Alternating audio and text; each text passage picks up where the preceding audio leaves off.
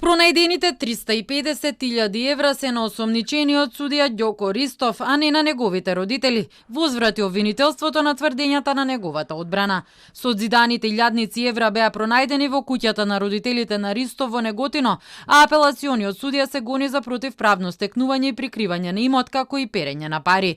Обвинителката која го води случајот, Искра Хаджи Василева, на брифинг со новинарите, информираше дека најпрвен били извршени 3 претреси, за потоа во последниот во зид со различни плочки при нивно кршење, од дупката почнале да паѓаат парите. На претресот биле присутни членови на семејството, но не и Ристов. Немале дојава дека таму се парите, туку до сомнежот стигнале врз основа на оперативни сознанија.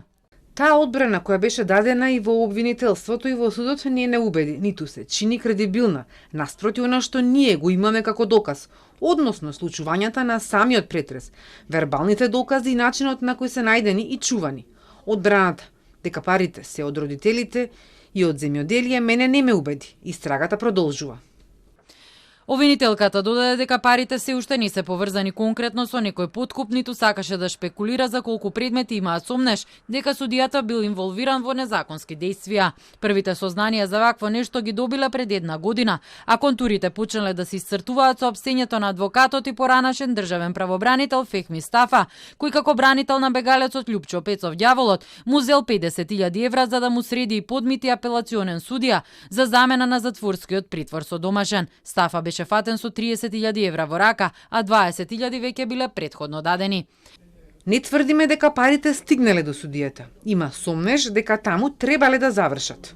Ни Стафа, ни Ристов биле под посебни истражни мерки. Љупчо Пецов Ѓаволот веќе бил сослушан во обвинителството. Родителите на Ристов допрва ќе бидат повикани. Парите со банкноти од по 500 и 200 евра не биле никаде пријавени, а судијата се сомнечи за перење на пари, бидејќи во тоа кривично дело спаѓаат и средства незаконски стекнати и сокриени. Од Сдруженијето на судии соопштија дека очекуваат истрагата да биде спроведена темелно, прецизно и без селективност, со целосна почит кон законските процедури и утврдување на сите релевантни факти и околности.